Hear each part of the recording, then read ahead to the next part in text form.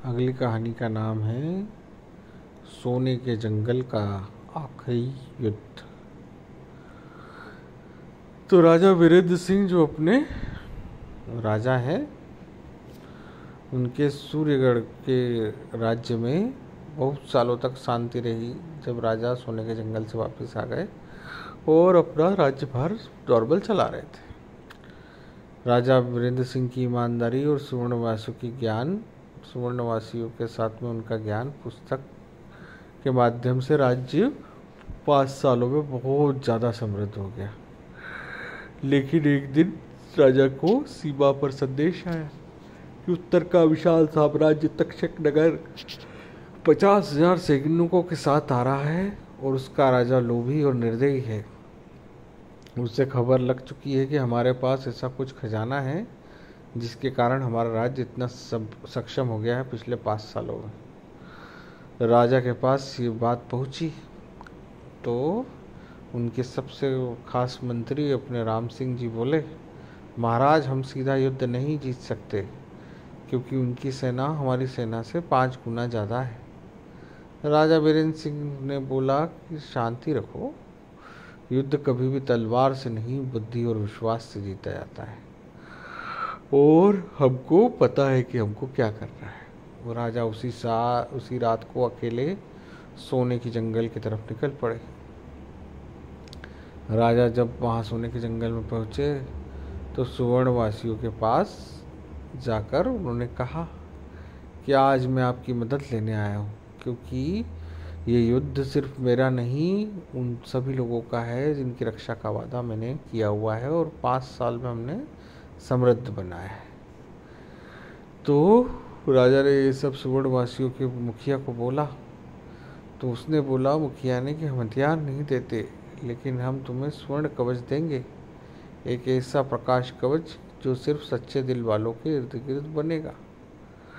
राजा उसने बोला कि ठीक है, जो भी आप है मदद दे दो। राजा वो मदद लेके अगले दिन सुबह पहुंच गया और उसी दिन पड़ोस के राज्य ने हमला कर दिया। युद्ध की भूमि पर राजा वीरेंद्र सिंह को उतरना पड़ा, पर राजा वीरेंद्र सिंह सबसे आगे खड़े हुए थे। तब तक्षक नगर का राजा हंसते हुए बोला, वीरेंद्र सिंह तुम्हारी हार पक्की है, मेरी सेना तुम्हारी सेना से 5 गुना बड़ी है। ताज और खजाना मुझे दे दो, वरना तुम्हारे बहुत सारे सैनिक और जनता मारी जाएगी और उन सबकी मृत्यु का इल्जाम तुम्हारे ऊपर आएगा। राजा वीरेंद्र सिंह ने कहा, खजाना उस हाथ में नहीं रह सकता जिसमें लालच हो, और तुम लालच के कारण ही यहाँ आए हो।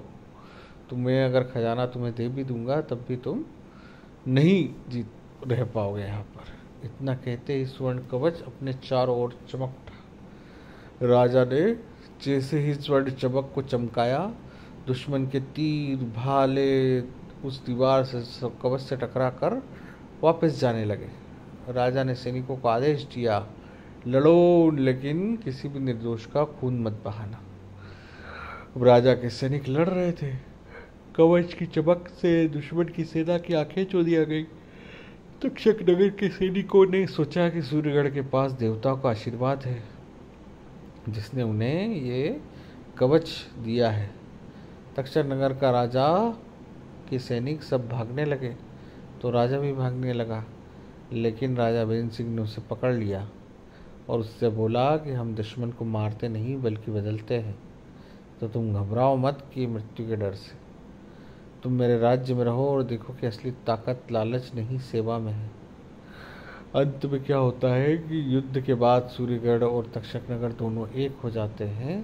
सूर्यगढ़ वासियों का रहस्य अब 2 राजाओं के भरोसे था और दोनों ने वादा किया कि वो इसका इस्तेमाल केवल भलाई के लिए करेंगे। राजा वीरेंद्र सिंह बूढ़े होने की हद तक राज्य चलाते रहे और फिर किताब और ताज अपने बेटे को सौंपते हुए बोले, याद रखना, राजा का ताज सोने का नहीं विश्वास का होता है।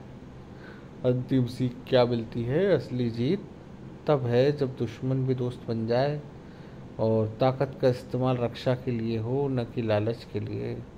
और सबसे बड़ा खजाना जो है वो लोगों का विश्वास है। धन्यवाद।